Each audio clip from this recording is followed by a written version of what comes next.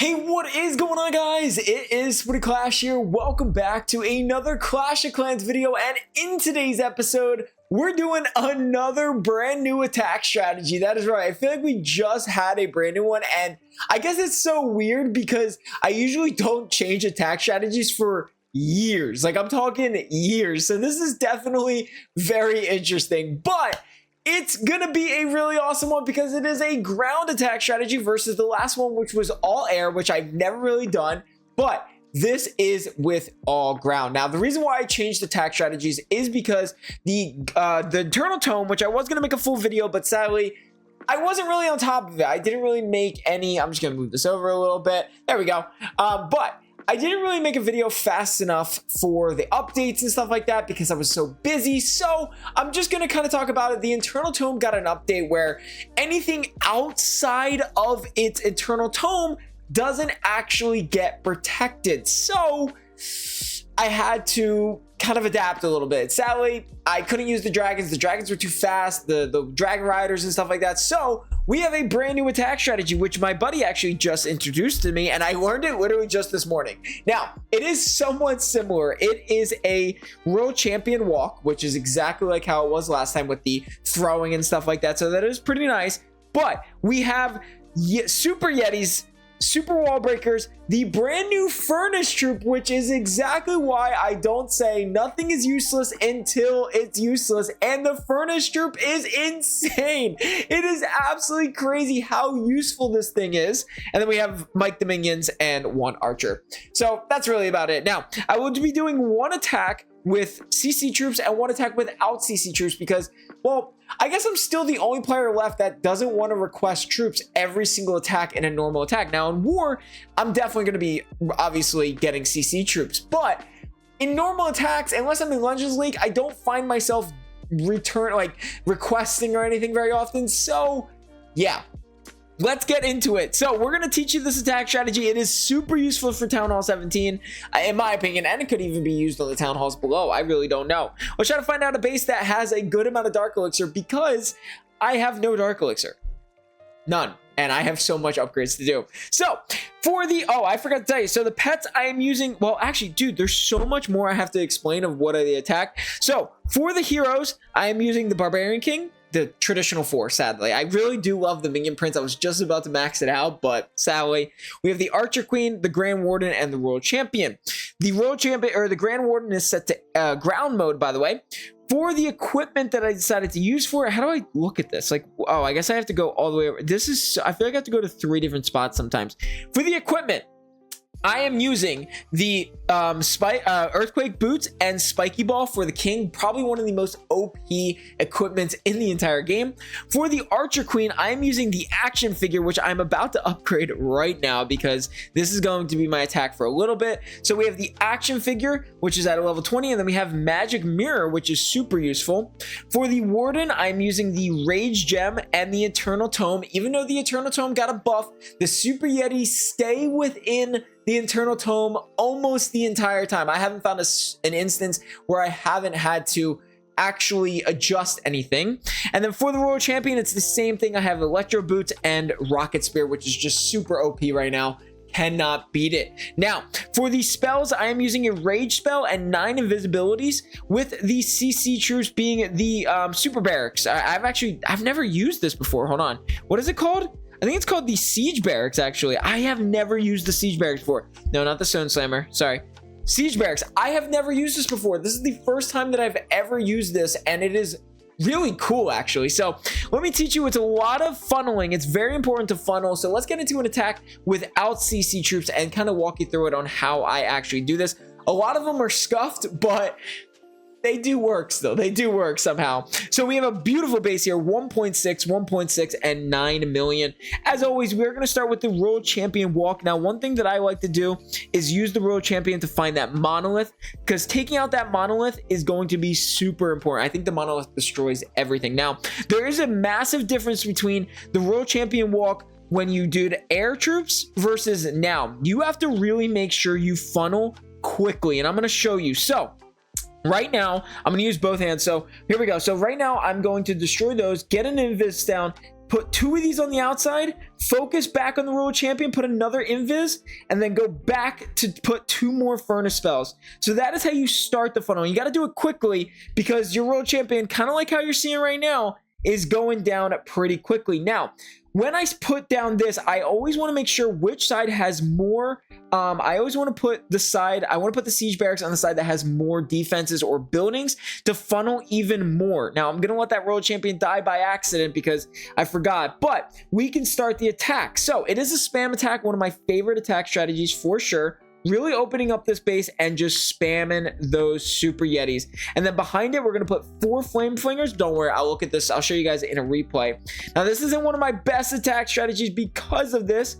I did mess up quite a bit, but we should still be good. Now, I'm going to have to use the queen ability early because for whatever reason, it kind of ventured off there. So that kind of does stink. But we have the king's ability, which is going to open up the base even more for those super yetis, and we're about to use the world champions or the warden's ability. This is a really scuffed attack, and I'm sorry this is the first attack. I'm still learning this attack, to be honest with you, but I did 2 3-stars in war, and this was definitely a scuffed attack, probably because of those balloons. I didn't see those, and yeah, the queen didn't go over there for some reason. So, but as you can see, the furnace troops are still cooking over there. They are still cooking. Now, seems like we got a 2-star, but it could still be a 3-star.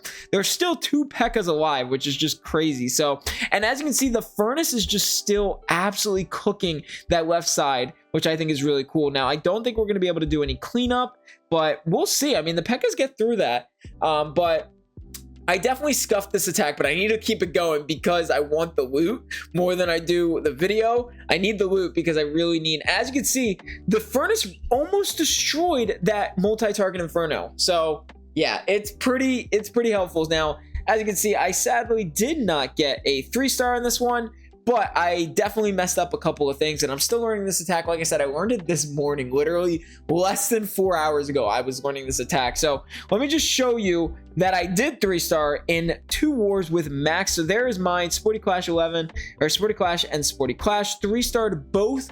Pretty good amount of Town Hall 17s for sure, and the exact same strategy. So I'm gonna do one more, this time with CC troops, to show you. I'm going to buy my own because I do not like requesting. We actually have 7, so we're going to clean some of this stuff. Don't really use half of these anyway, so might as well just use them all on gems. But, woo, wait. Oh, no. There we go. All right, perfect. Sorry about that. Anyway, so let's find another base really quick with a good amount of Dark Elixir. That had 8K. I should have attacked this one, but this one has 9K. Patience first off. So this is with CC troops, and we should be able to actually do a little bit better. Like I said, I did 3-star in war, so it's not the fact that there were CC troops that ruined my day, it's that I just really botched the attack. Hopefully we can get a 3-star on this one, hopefully, like I said, but we'll see. Nice little 1-star or 1-shot, and hopefully when it goes right there, nice, perfect. So we're gonna let the world champion clean up a little bit. We're gonna put our flame flingers. We cannot let that world champion die, so we got to be quick. Put 2, and then nice invis spell. Remember, you want to keep the furnaces away from any defenses. Luckily, the world champion is still alive. And then when we get down to 3, I'll start the funneling because you want to funnel early because the super yetis are so slow. No, I'm going to put this there. I'm going to put the siege barracks there. Go back to my world champion because I still have 2 invis left. Sadly, it didn't go in the middle of the base like I thought it would. All right. So as you can see, the siege barracks is cleaning up that area. So we will be able to put a super wall breaker to clean that up, and then we're going to start our attack. And like I said, you want to put, why do I have 3? Oh, I really thought, I guess I must have accidentally put 1. But now this is with the recall spell. Now this is interesting that we're still testing this out. I want to see how this works, but we have the recall spell on the world champion to wait to see if the troops can coincide with the recall so we can take out more defenses. But that's still a work in training that we're still trying to figure out here, but we'll see. I mean, I wanted to do the jump spell, but I feel like they get fast enough, like troops get fast enough, and that the king's ability is just so good, and I'm going to use it right here to open the base up even more. And when I'll show you when I use my recall. So sorry, I really have to focus on this one. I'm going to use my magic mirror here, freeze nope, we're good. We don't even need it. So right now, a lot of the defenses are distracted, but as you can see, it like run throughs the base still. But as you can see, a lot of the stuff is starting to get distracted on the stuff coming in. So this could speed up your attack. So I'm going to use the recall spell in just a second. Right now, I'm going to use the recall spell, which is going to take the Royal Champion, freeze the multi-archer, and now you have a guaranteed 3-star. And that's why I want to check to see. I'm still testing some things, but that is a pretty good use of it. And I'm not going to 3-star here entirely because I don't want to. I want to save the things, but it's still a work in progress when it comes to the recall spell. Now, what we copied from YouTube isn't actually this exact. We've changed it up a little bit, I will say. But the recall spell that we have was an addition that we added. He originally had the skeleton spell, but with that Royal Champion dying, I feel like the recall spell could actually go very well with that. So it's very interesting. It's all work in progress, but I think this is a great attack strategy. I'll leave the link in the comments down below. But I'm going to go over some replays and show you exactly what I mean by how quickly you need to be. So one thing that like I said, I like to focus on most is taking out that monolith. If I can take down that monolith, a good amount of times it's a 3-star. I try to get to the town hall, but sometimes it doesn't always work. Now, when I send in that thing, I'll speed it up a little bit. As soon as I start the invisibility process with the Royal Champion walk, I want to put that flame flinger down or the furnace troops down so that it can start cleaning up the bases. Because as you can see, you got to be quick with this because you have to do it in between the 4 seconds. So I put it down, put 2 down there, 2 down there, and then I actually don't know where I must have accidentally put 3 down, but either way, you have to and then after this, so take a look. If I put the siege barracks here on the right side, there's nothing over there. It's just going to go over here to the gold storages. It's really useless. But if I put the good amount of troops over here in the siege barracks, as you can see, it starts to dwindle away or tank for a lot of the stuff, and it starts destroying a lot of things. So let me show you. Even though I didn't have them alive, they still were able to tank a little bit for the troops coming in right now. So that's why I decided to use the siege barracks on that side, because there were more defenses, and then you should use your siege barracks in a more concentrated area. After that, you kind of just go through the base, let it run its course, use its rage spell, and this is where I said it's interesting. The recall spell, as you can see, there are no troops over there. If I were to use the recall right now, all of this stuff would have focused fire on the Royal Champion, and the recall spell, or not the recall spell, the revive spell would have been useless the entire time. It just would have been a waste of a spell. So I waited, let it run through the base, used the spiky ball.